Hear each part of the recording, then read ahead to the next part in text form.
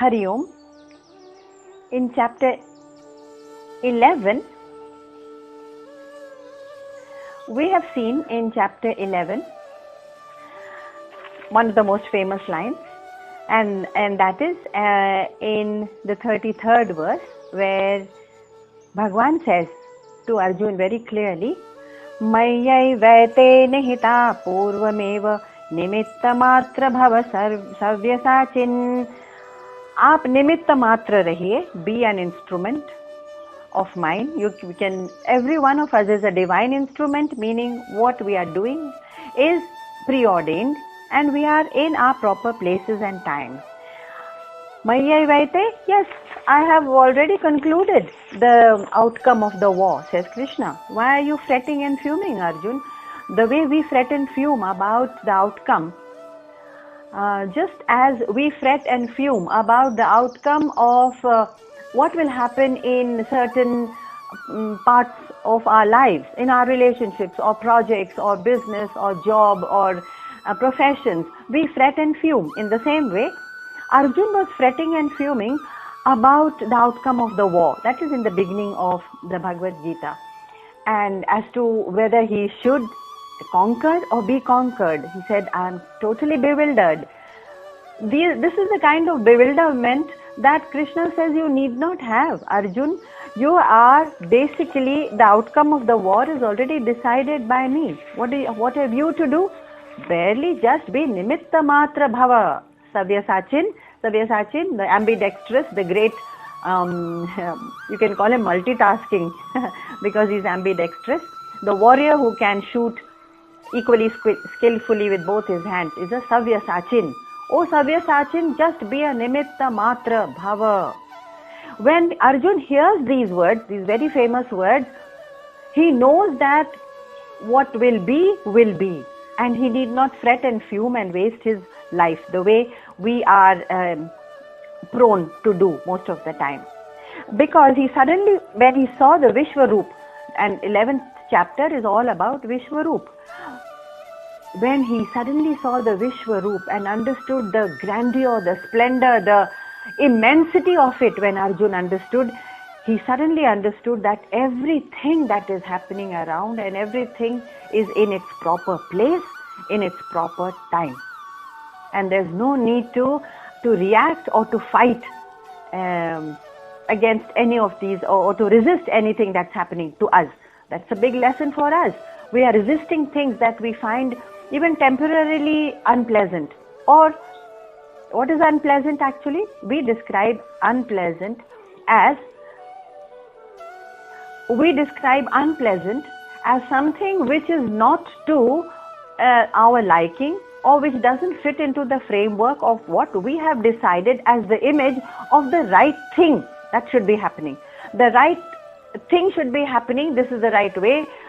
Things should proceed. It's an image in our own minds, which we have created because of our conditioning and our desires, mostly because of desires. I want things in a certain way.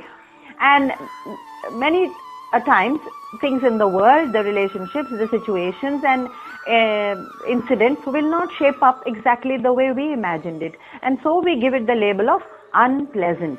Unpleasant to whom? To us, to me. And then what is the next step? The next step is to resist it, to give way to anger or irritation. But all that is irrelevant to Bhagwan in his Vishwaroop, in that huge cosmic figure that we saw in chapter 11. The grandeur of it makes no difference. What we are cooking up in our small little minds about what is right, what is pleasant, what is pleasurable, and I should have that. It is all cooked up by our small little minds in our small little sansar. It makes no difference. And what about the whole sansar? Yes, that in Vishwaroop, it has already been stated, amply stated, that Mayyaivaite nihita purvameva. I have already designed what is going to happen and it will happen the way it is. This is also an indication to Arjun when he is called as Kiritan. A little later in chapter 11, Kiritan means the crowned one. Okay, so it is an indication. Arjuna is giving him a hint, Krishna is giving him a hint saying, oh, So you are going to be victorious. You are the crowned one. So what is coming up ahead at the end of the war is already evident to Krishna, of course, because he's beyond time, beyond space, and he can see things in cosmic time, not in small measures of time the way we experience it. We experience it as, okay, this is a specific date of my birth, but that date of birth is actually only of this particular form and body that we have in this life. So it's very limited. But Bhagwan can see the entirety of things, and in cosmic time, when he exposes this great knowledge. When we say Vishwaroop was exposed, Krishna exposed himself or exhibited himself as that divine Vishwaroop. It simply means that Arjun was given that divine knowledge. It's not a roop. Of course, then we have to give a name to it, so we say Vishwaroop. But there is no roop to it, no form to it. It is basically the knowledge that everything is ordained and is functioning on the substratum of consciousness in cosmos and in on this earth and in every atom of our bodies. That great wisdom, when it hits Arjun, let's see what happens when he suddenly realizes that this Vishwaroop is nothing but the exposure of that entire absolute truth which man hunts for in small little things. And from time immemorial, if there is any philosophical thirst in any man from millennia, if there has been even an iota of a philosophical search in the mind of man, that I want to know what that truth is, that ultimate truth, that thirst is what leads all the philosophies, which later on, of course, become crystallized, as Krishnamurti used to say. They just become crystallized into religion. But religion is basically not what Krishna is talking about. He's talking about the philosophy of the absolute truth. This absolute truth is only one. And therefore, there is this allegorical, a very symbolic depiction of Vishwaroop given to Arjun. Imagine if we, in deep meditation, if we could understand the wisdom of this, that the ultimate truth is only and only one unmitigated, unmodified, uncorrupted and indivisible consciousness which governs everything, we would also have seen the Vishwarupa in that immense white light of understanding. When sansar becomes a small little niggling little corner of our life, and then we see this immensity of truth, that would be Vishwaroop for us. To see the absolute truth is to see Vishwaroop. Yes, it's not literally as a very rustic and a very let's say a very school mind would understand it. Oh, Vishwaroop means this actual figure with 100 heads and 100 hands and chewing up all the people. No, it's a very grotesque, slightly grotesque depiction, but it's not an actual figure. We need to understand it is the depiction of that absolute truth and wisdom. When Arjun got this Divya Drishti to see the absolute wisdom, now we are moving ahead to see what is his response, Arjun's response, in the face of this immense, absolute, indivisible, avyaya, eternal truth. I wish that we could see it. But Krishna later on in the same chapter, as we move ahead, Krishna says very clearly that, that view, that Divya Drishti of the Vishwaroop is something that I have not given as an easy gift to the universe of human beings. Which means you have to look for it. You have to jolly well work hard for it and get to it. It is not something easily available in this little, he calls it the world of Jana, that's the world of human beings. It's not for us. But yes, Arjun is lucky. He was given Divya Drishti. Now where we stopped was verse 40, where we can see Arjun's response when he is suddenly hit by the immensity of what he has suddenly seen. What he has seen is the absolute truth of all existence, not only his own existence, and not only the result of this petty little Kurukshetra war, which is just one part of the corner of the the life of human beings. In the cosmic time, it has also been reduced to a small insignificant thing, which everything is, because finally everything that is material is going to be left behind. What are we going to lose? Nothing. We are going to lose only this material life, including this material body, of course. So Arjun has now seen this truth, and in verse number 40, his response is suddenly, when we are faced with nobility, with greatness, something that is beyond our imagination and which is so lofty and noble, we ourselves become humble, and we realize our own not only mortality of the body, of course, but we also realize how our ego has pumped us up to understand that something very significant about this achievement and this body and this wealth and this mind of ours. We become suddenly chastened and humbled. I think that's what is happening to Arjun, because this is what he sounds like in verse number 40, chapter 11. Nama purastad datha prishthaste, Nama purastad datha prishthaste. Salutations to you. Oh, my namaskars and salutations to you. He's literally falling at the feet of Krishna. Because that immensity of the truth, when it hits you, we are bound to do that ourselves, not out of any kind of favor mongering, ki aap mujhe bless kar dijiye. No, he is not seeking any favors. Suddenly he is humbled. Nama purastadata prishtataste. Salutations from all sides to you.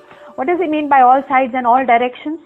It simply means that if consciousness is what we are, Paramatma, that Paramatma, how can he have any front or back like figures have, like forms have? It means that it is everywhere. Consciousness is everywhere. Just as we had given the example of being in space and being tossed into space, and then where our head, if our head is held in a certain direction, we think that must be north, and then we can easily swivel and swing into another direction. And how does north, south, west, east make any difference? The place is dimensionless. Consciousness, where it exists as Paramatma, is dimensionless. And one of the dimensions is, of course, space and direction. And time, of course, is another dimension. So he says, if from all directions I bow to you. It's a kind of childish, simplistic way of saying that you have no directions, you have no dimensions. I understand, Krishna. At least Arjuna has understood now that he has no dimensions of time, space and form. Namastute sarvata eva sarvaha, from all sides. Antaviryamita vikramastvam, infinite power and prowess that you have. Now I see it. Why infinite power? Because that consciousness is infinity itself. It has no end, no beginning. And therefore it's infinity in itself. And therefore it has immense power. It's beyond death, basically it means. Anything infinite is beyond destruction. Unlike our small little bodies, which are prone to destruction every moment of the day. Destruction meaning the cells are dying, the cells are decaying, everything within the body which we don't see very easily. Yes, our little bodies are far from that infinite, indestructible truth. That means that I have no significance. No, but this Vishwaroop, when Krishna is asked by Arjuna to return to his former form, it is a great revelation for Arjuna that, oh, I and Paramatma are the same, infinite, avyaya, indestructible. That realization comes, and therefore Vishwaroop was shown to him to say, look, Paramatma is an entity and existing, but it is not apart from you. So we'll come to that. Right now Arjuna is saying, Sarvam samapnoshi tatosi sarvaha. He's saying, wherever you are and you are in all directions, you pervade every inch of visible space and subtle space.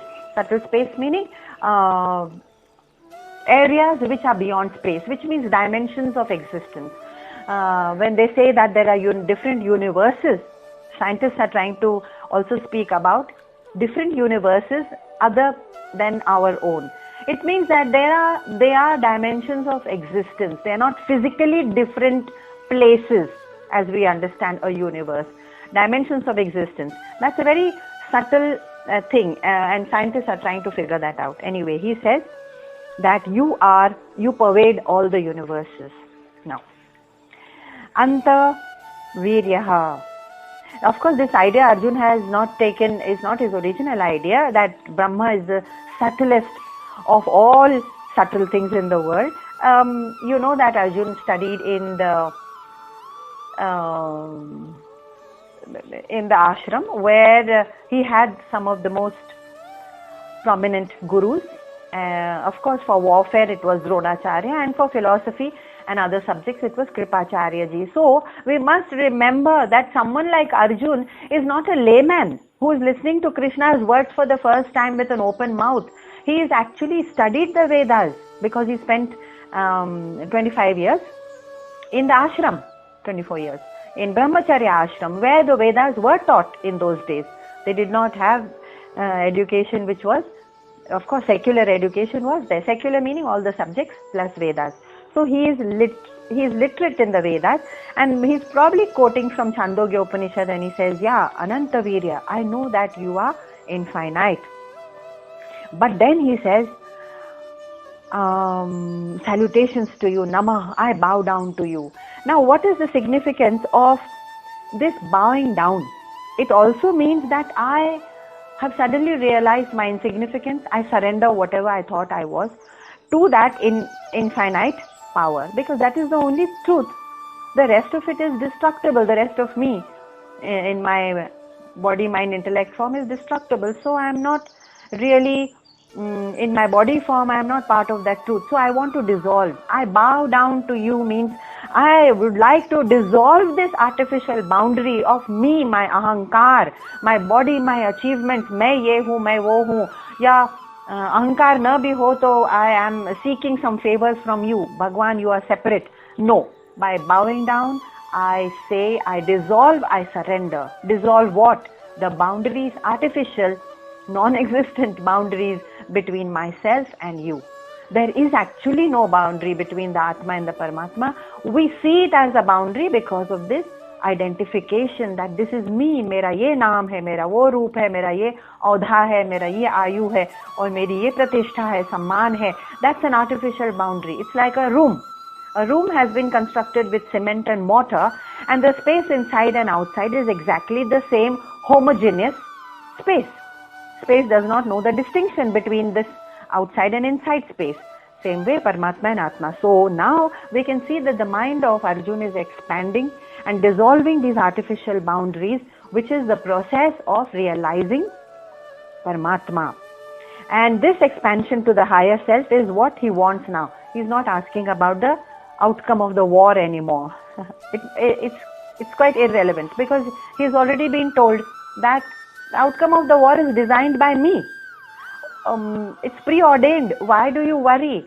Just be a nimitta matra and complete my job. My job means Krishna's job. Krishna has preordained. You just go and kill all these people who are going to be killed anyway. So you are only my instrument. Which means what? Whatever we end up doing in our lives, as neighbors, as parents, as philanthropists, as altruistic people, doing a lot of charity or this or that, or heading companies, we are actually nimitta matra, which means we have been ordained, and that our body, mind and intellect is being used as an instrument to complete that task which needed to be completed anyway by providence. So when you say कि अगर मैं ये नहीं करता तो ये चीज हो ही नहीं पाती, ये हमारा अहंकार है, किसी न किसी तरह हो ही जाती. That's what Bhagwan is saying. We are instruments, and therefore why don't we work as if we are just doing Bhagwan's work? Bhagwan has already told Arjun, just do my task for me, be my little instrument. अगर हम अपने आप को भगवान का छोटा instrument, निमित्त मात्र समझें, we will actually be completing our tasks more efficiently, with more calmness, with more serenity, with less reaction. We say, okay, I'm an instrument. It's like working for a master whom you love. So, you've seen some people who have this complete devotion and faithfulness towards, because they love their masters. Maybe their master is very kind to them, or that loyalty of the person who is working, that loyalty actually shows in the perfection of the work that the person does. Not that not that others are incapable of perfection. No, they are all capable of it. But this person who works out of love and loyalty for the master, he does it with perfection anyway. So nimitta matra means, oh, it's Krishna's work, let me do it to the best. There may be difficulties, there may be a lot of obstacles and impediments on the way, because after all, I'm functioning in sansar, and all the people that I interact with have their own journeys, their own sanskaras. They bring their own sanskara, their own habits and likes and dislikes. They may prove to be unpleasant or impediments, but no, I'm going to ignore all that, and I will remember my focus. I am nimitta matra. That dissolving of the self, that surrender of the self, that we have seen actually in people who work with love for their masters. We've seen it in their faces. They sort of dissolve themselves and they go all out. So even if you see a small little party worker of a political party, there will be a vast difference between different party workers. There will be one who is ready to give up his life for it. He's saying, what is this life? I'll go all out for my party or party president, whatever. That's just an example.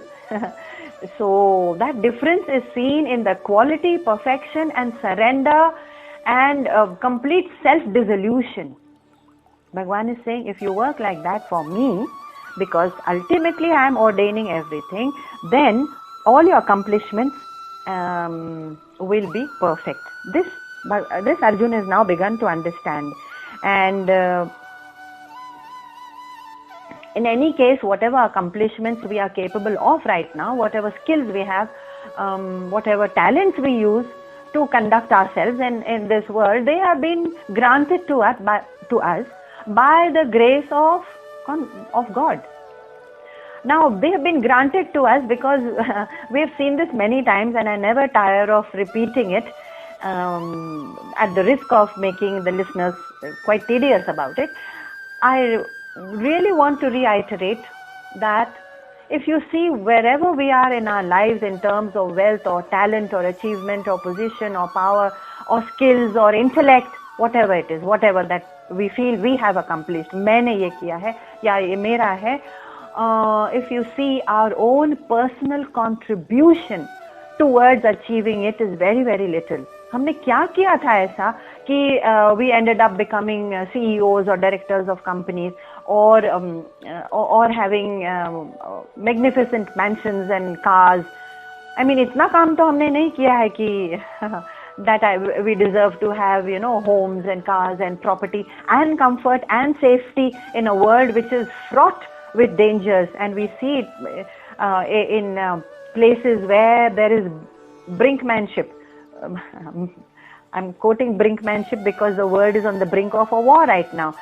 What is it that we have contributed that we are safe from the brinkmanship or from the brink of warfare, which many people are facing right now? No, I have not contributed anything, but yet I'm safe and strong and I feel I'm talented or ye maine kiya hai. No, we are just instruments. We have, by the grace of God, been granted everything, including our security and whatever.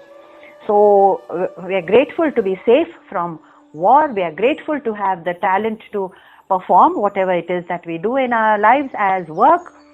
All that talent and the ability, and it comes from a certain stage, a certain grace and a certain splendor which is lent to us, that light which is lent to us by that supreme power to conduct those few duties or the work that we do.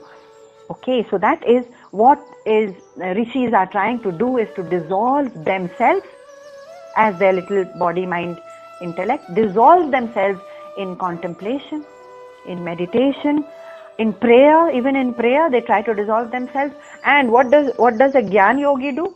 Gyan Yogi, which means the one who tries to use logic and rational, that's what we are trying to do right now, to use a lot of rationalistic arguments to understand the ultimate truth. That rationalization is Vivek. Vivek meaning discernment between truth and not truth, permanent and impermanent. That discernment also is a kind of ability done in the buddhi. That's also a marg which can be taken. But ultimately, what is it?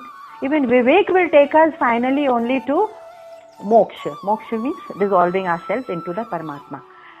So Arjun, can you see, he is on the verge when he has seen this great, immense, splendorous vision that none of us actually are privy to. But Arjun, lucky man, he was privy to it in the war. He saw the Vishwaroop and he has come to this great knowledge. And therefore, now that he has started praising Bhagwan, he is unable to stop doing that. What is it that we do in our life? We act carelessly because we don't know the truth. This is amply illustrated in verse 41. What do we do out of carelessness? Verse 41, chapter 11. Sakheti matva prasabham saduktam He Krishna, He Yadav, He Sakheti. He's suddenly ashamed of himself. Who? Arjun. He says, Bhagwan, you are the absolute truth, the ultimate reality. And you know what? I have been calling you my little friend, my Sakha. And of course, I have been very presumptuous. I had no idea about your greatness. And I have been presumptuous enough. And I called you just by your name. Hey Krishna, hey Yadav, hey Sakha. Oh my God. He's suddenly afraid of what he has done. Very childlike, very innocent Arjun's character here, which is brought out so beautifully. And these two verses actually, there's a touch of emotional and loving sort of poetic grace added by Ved Vyasji to move away from that great reality that we are trying to understand. So we can enjoy that little emotional touch also.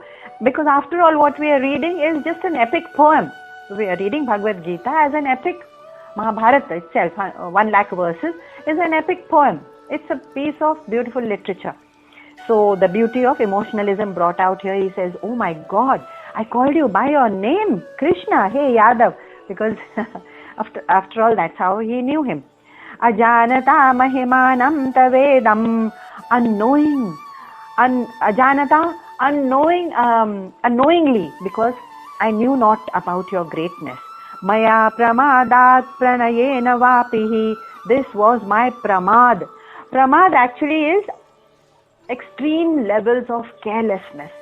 जैसे कि हमको कभी कभी हमको हाँ होता है, अगर किसी की चीज बोरो किया हुआ हो और फिर हम उसको बहुत ही used condition में वापस करते हैं, not in a good condition, or we use public places like bus stands and railway stations, and we don't use it as our own. We use it with extreme pramad.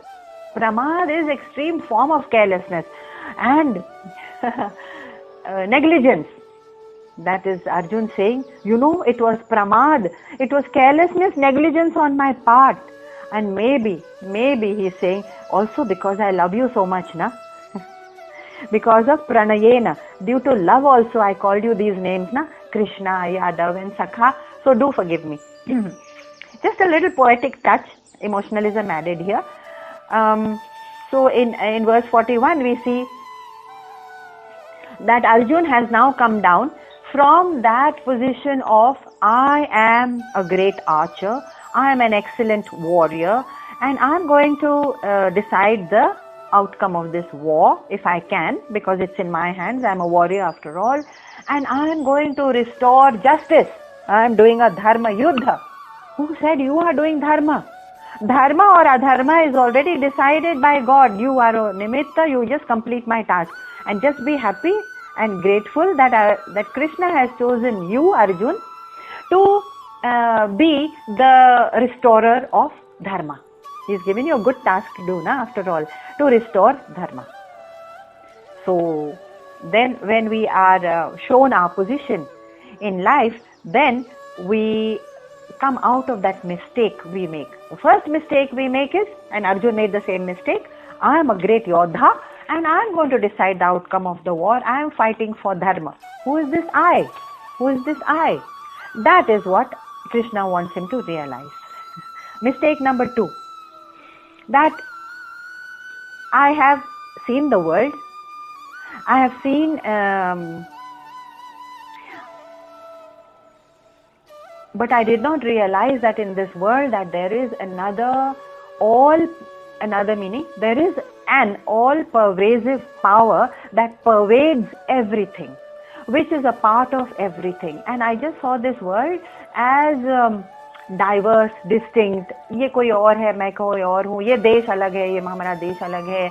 ये इनकी जाति, कुल, धर्म, ये सब अलग है. हम सब अलगाव. We have this drishti of separatism, of diversity and distinctness, because that's all our charma chakshu can see. That means our bare eyes can see. We don't see the uniformity or oneness which is pervading below the surface of all this diversity. Like the waves in the ocean are all diverse, big and small and full of surf or other or simple, and no, but the ocean is the same.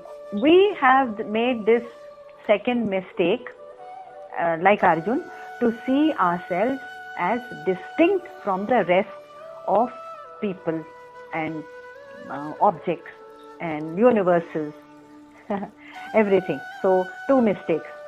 I am great, I am talented, I decide the outcome of whatever work I am doing, and I am distinct. These are the mistakes. Now, even an atom, if we don't realize that we are just made up of atoms,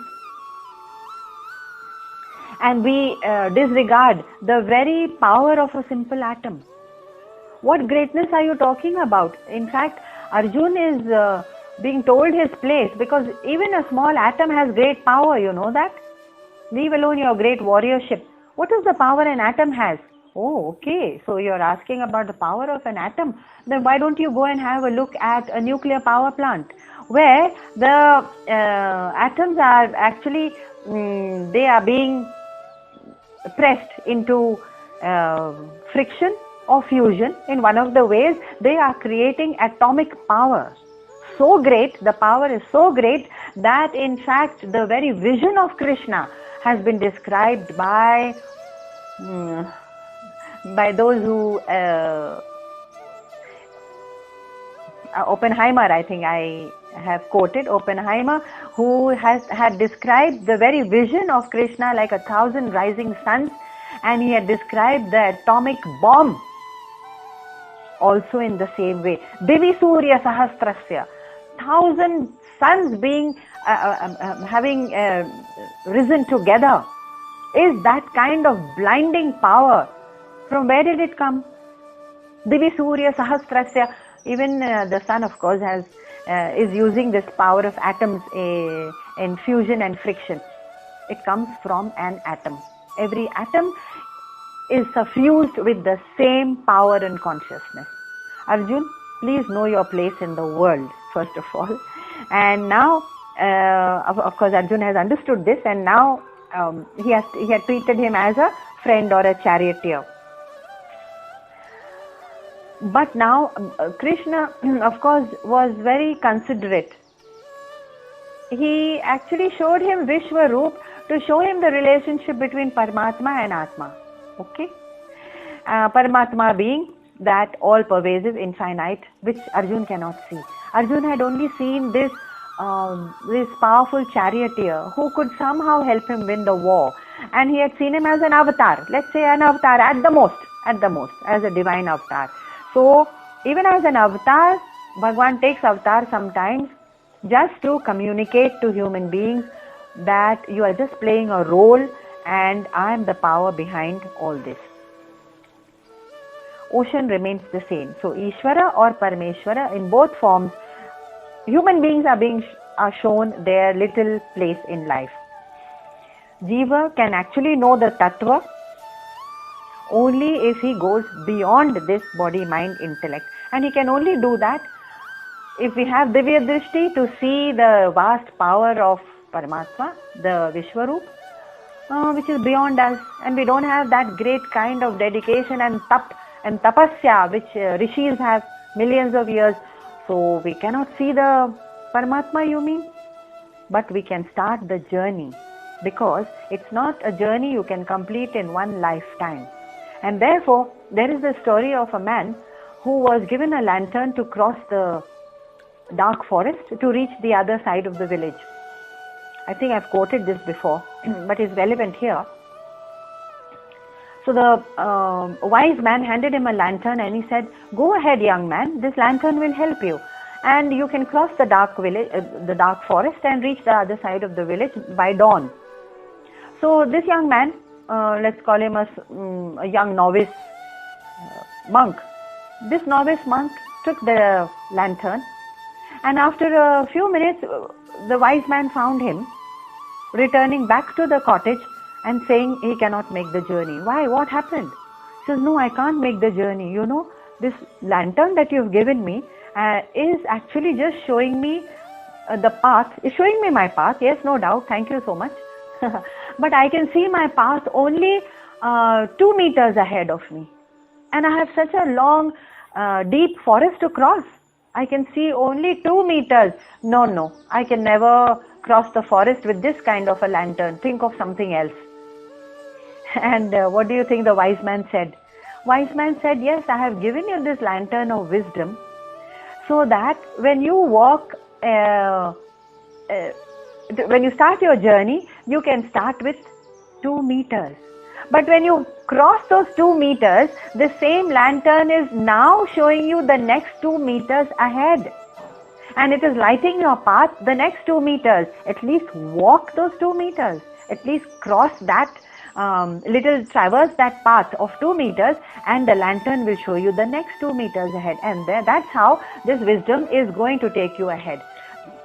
I'm quoting this story for the simple reason that there are quite a number of people who say that, "Look, I don't think there is this highest absolute reality, because Vishwarup is something I can't see, I can't sense it." Of course, with your small little petty 5 senses, which are made of Pancha Tattva, air, water, fire and earth, how can you sense that great reality? First of all, we should ask them that question.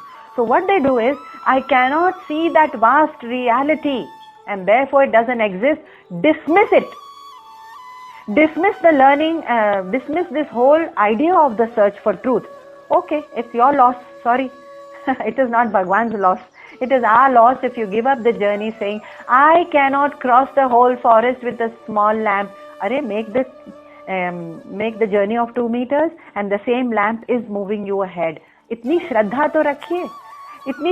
तो रखिए कि वही lantern आगे आगे ले जाएगा. बहुत जन्म लगेंगे, ओके ठीक है, but I am going to cross this forest of darkness, of avidya, of mudata, of agyan. I have to cross it. Moment you say कि अब मुझे ये thirst, I have this great thirst to know the truth, तब आप ठान लेते हैं. Don't we have this great focus? Don't we have this great determination in acquiring or accomplishing any other project in our lives? Yes, I have to marry off my son or my daughter. क्या determination होती है. I want to acquire क्या कहते हैं, green card. I want to settle in the US. I have to get a multinational company job. I have to settle my son into a multinational. You see the kind of drive, determination and focus that we are capable of in those small projects. ठीक है? That means the capacity has been given by God. Why are we not using the same capacity? Oh, because I can, I know about green card. I know about the land of promises, that is United States, the land of great promises. I can get the best possible job and a fantastic lifestyle. Yes, I'm heading for that lifestyle. Great, good for you. But beyond that, the same capacity can take you 2 meters ahead. Please use that capacity to move further. That capacity is a great gift, a great grace from God. क्योंकि इतनी determination, focus और drive सब में नहीं होती. हमको जो दी गई है उसी को लेकर that grace and that capacity we can cross this great forest of darkness also. अज्ञान meaning I don't know who I am. मुझे नहीं पता मैं कौन हूँ. मैं सोचता हूँ कि मैं ये रूप हूँ, ये नाम हूँ, ये औधा हूँ, ये प्रतिष्ठा जिसको मिल रही है और जिसके पास इतनी फला मेरे बैंक अकाउंट जितना है मेरी आइडेंटिटी उतनी होती है. मैं 10 लाख का मालिक हूँ या 10 मिलियन का मालिक हूँ. हम जब अपने बारे में सोचते हैं तब we think in terms of these things and in terms of relationships. मैं फला का ये हूँ वो हूँ. But these relationships and vyakti, vastu, paristhiti and ghatna and audha and sampatti do not define the real me. They cannot. Actually, they cannot. Because these things are so nashwar, so they have such finitude. Means they are finite. They are nashwar. They are destructible. They are, first of all, most importantly, they are actually achetan. They don't have consciousness.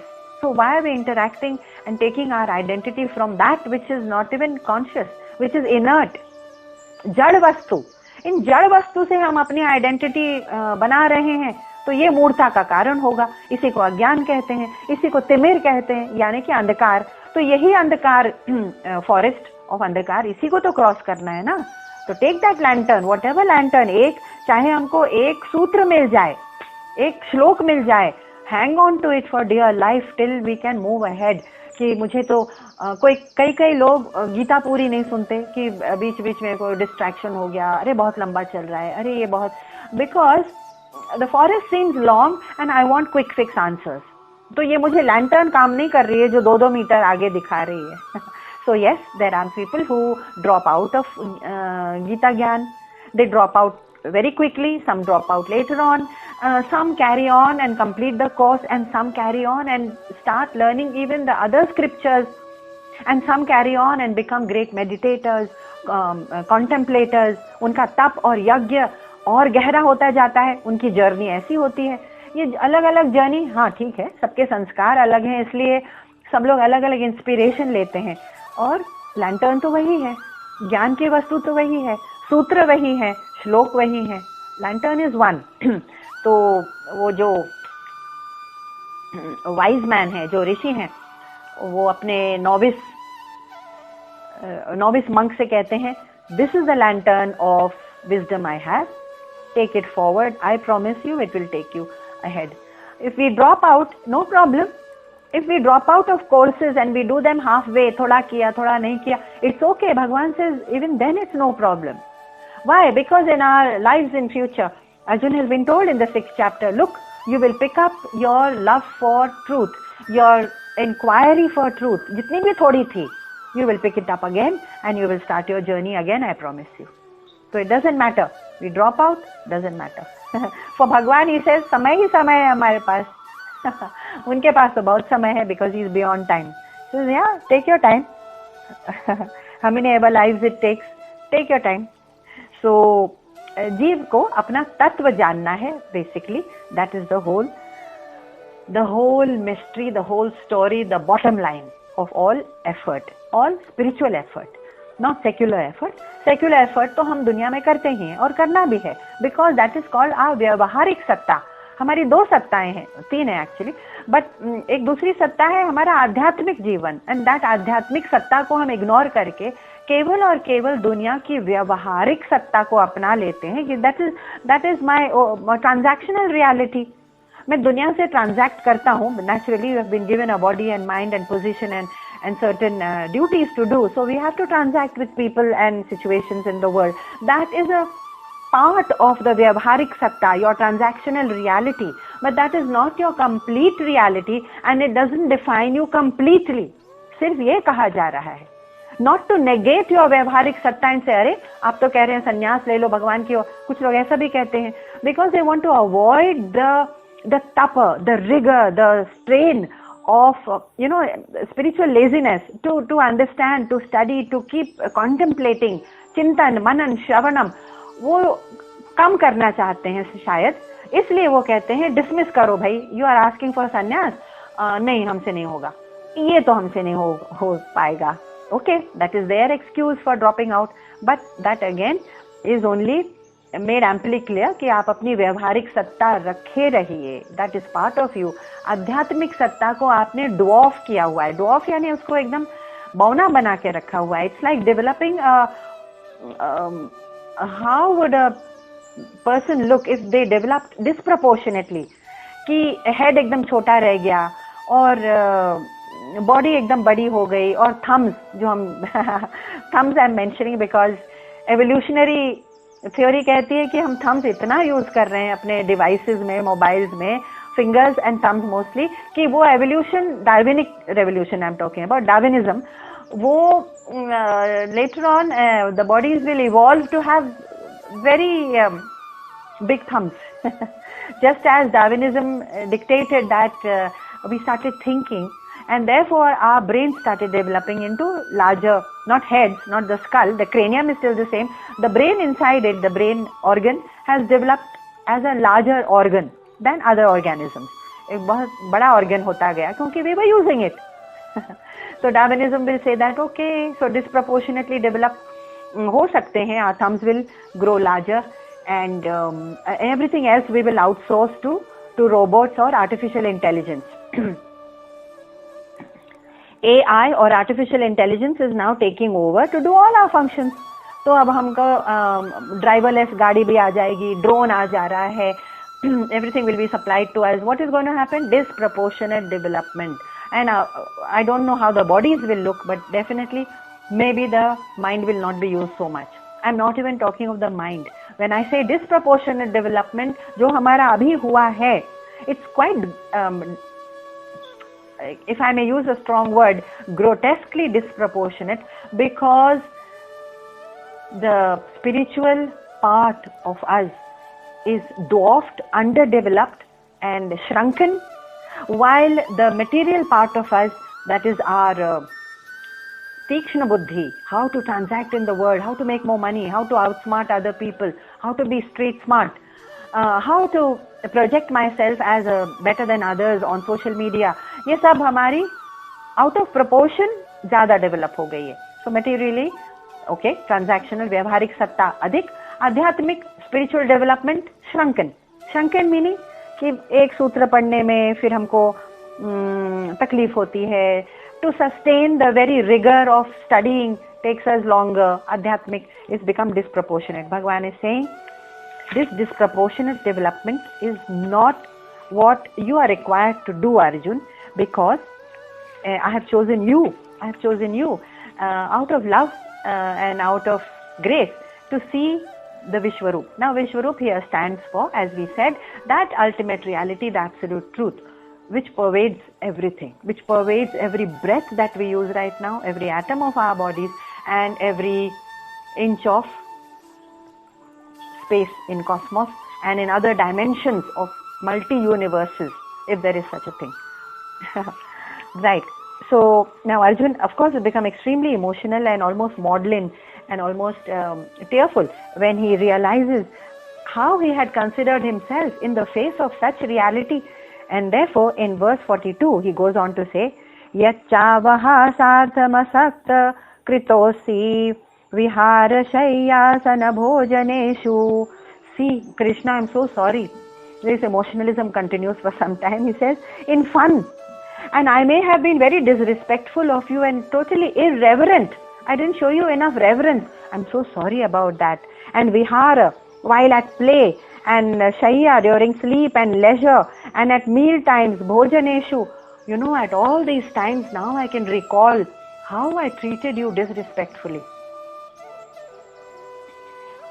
There is an implied meaning here for us. What is the message here for us? What we are reading is Arjun's and Krishna's relationship, that apart.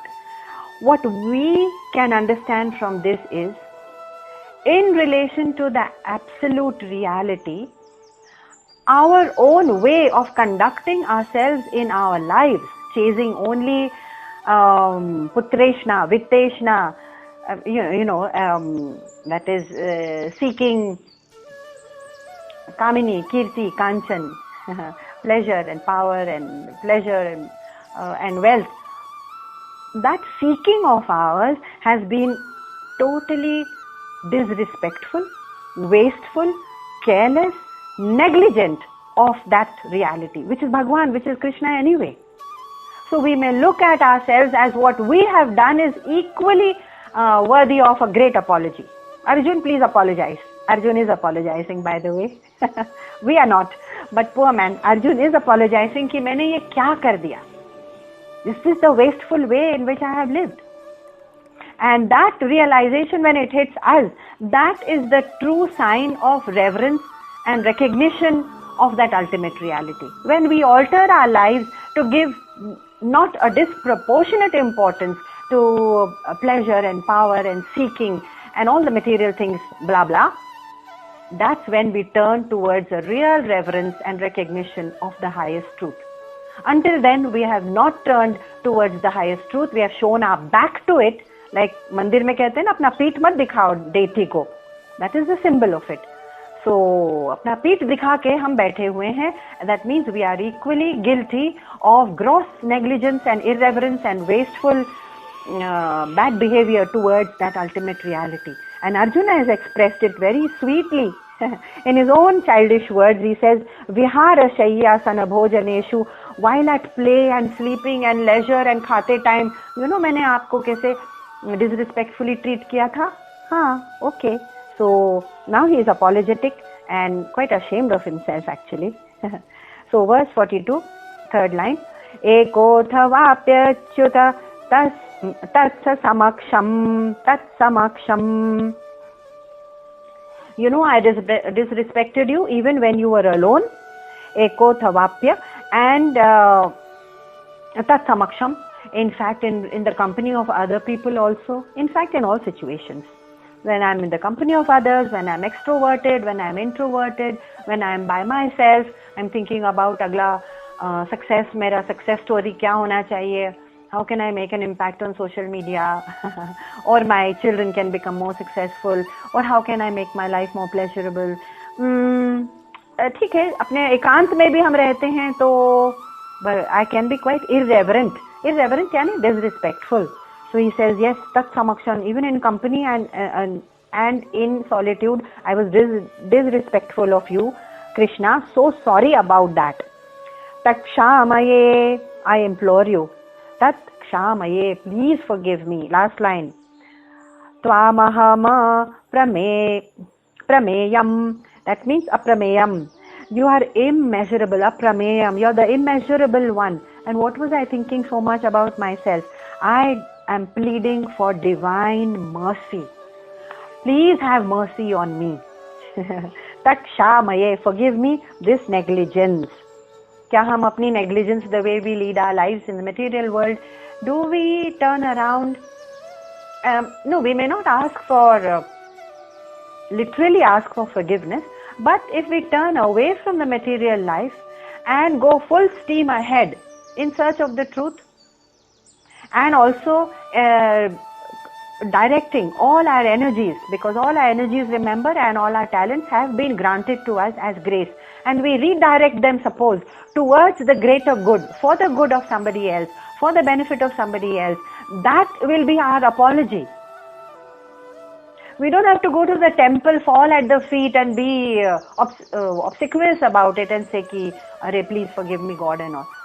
So a real apology will be a change of heart, a change of lifestyle, a change of perspective as to what is really important and what is not important. That will be our real apology that we can offer to Krishna. Having said that, Arjun goes on to say, of course, to speak more words of love and affection for Krishna in 43. Pitasi lokasya characharasya. O Father, O Father, you are the Father of the world, of everything in this world which is moving as well as unmoving, of objects that are inert as well as sentient, of everything moving and unmoving. Characharasya. You are the great Father. This word Father, you know something, we don't hear it too often, but it actually comes in Rig Veda. The first time it was quoted, it came in Rig Veda. And probably Arjun has taken it from there. But you know what is surprising? That when we quote any other religion, so for example, we talk about the prayer from the Bible, our Father who art in heaven, hallowed be thy name, thy kingdom come, thy will be done on earth as it is in heaven. Give us this day our daily bread, and forgive us our trespasses. Forgive us our trespasses means the irreverent, disrespectful things that we have done, our trespasses. Forgive us this day, and give us this day our daily bread. Now these prayers, of course, it came much after the Rig Veda. It is quite possible that this concept, that the ultimate truth is a father figure. That father figure concept could have been taken from the ancient Hindu scriptures, because that word first appears there and then it appears in the Bible, etc., everywhere, our Father who art in heaven. But it is also possible, I'm just quoting Chinmayaji, it is also